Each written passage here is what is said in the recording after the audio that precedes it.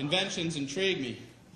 I was reading about the walkie-talkie, and I read it was a military invention. That surprised me, because usually military stuff has strong names, you know, Apache helicopter, Tomahawk missile. Walkie-talkie? How did that slip through the system? It's a general talking to some guy. What do you have there, soldier? Well, it's a new communication device. It's untethered, which will enable the troops to speak effectively when they're in the field.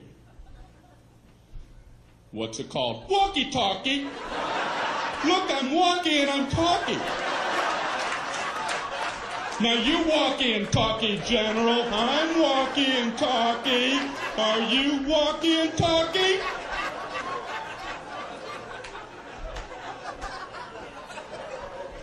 I like it, soldier. What's this explosive device? The whammy-kablammy. And this is the Rudy-Tooty aim and shoot.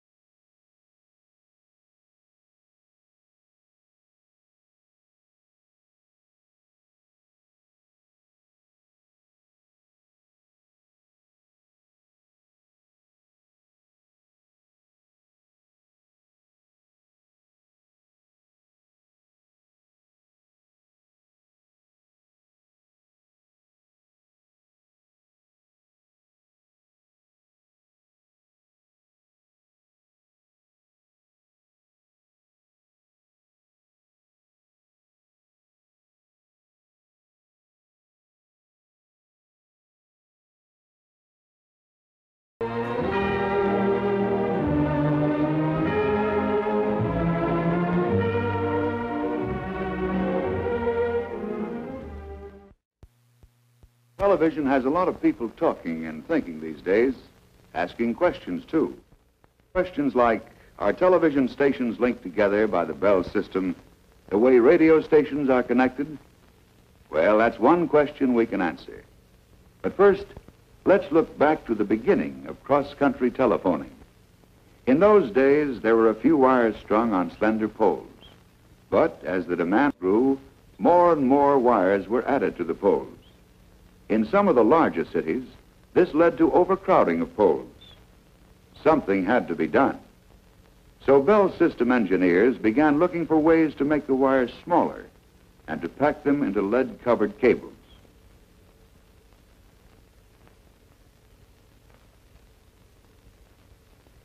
Today, these cross-country cables carry hundreds of wires, sometimes overhead and sometimes buried under the ground. As time went on and people found they could talk farther and hear better, more and more telephone calls were made.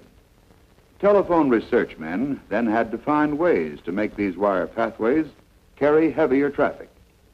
ways to place more calls on each wire, yet keep the calls separate. This was done with what came to be known as carrier systems. It was first used on open wires, then on the pairs of wires inside the cables.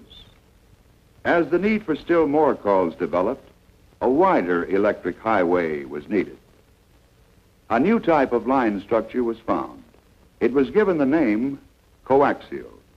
Now, a coaxial is really a copper wire strung through the center of a copper tube.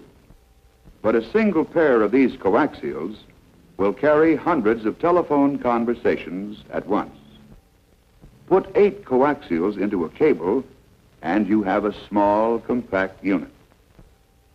More calls can be carried at one time through this coaxial cable than could be carried by all 3 of these large conventional cables. Telephone engineers realized that this broad communications highway called coaxial could also be used to carry television programs from city to city. Thousands of miles of coaxial cable stretched across the country now form an important part of America's long-distance telephone system and television networks.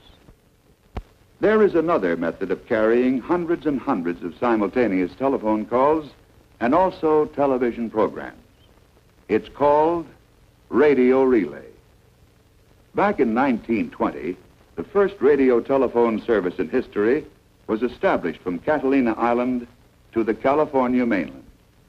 Bell telephone engineers continued their research into radio for telephone use.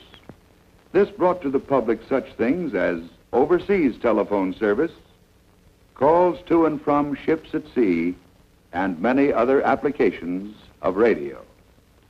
Before World War II, we started using very short waves for telephone use between such places as Norfolk and Cape Charles, Boston and Provincetown. During the war, even shorter waves have come into use.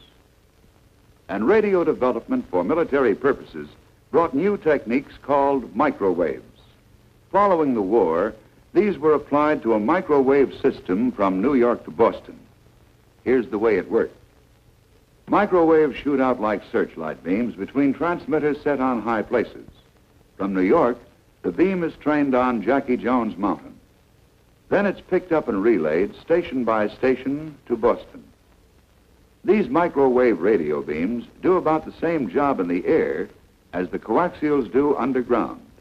Carry hundreds of telephone calls at once, both ways, or carry the sight and sound waves of television.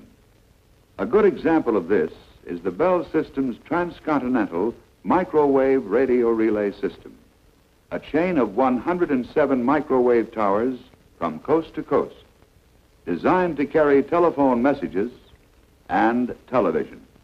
Well, there you have them, coaxial cable and radio relay, 2 new economical ways by which hundreds and hundreds of long-distance telephone calls and intercity television networks are provided. They are products of continuous research, development, and manufacture that will better serve the communication needs of the nation.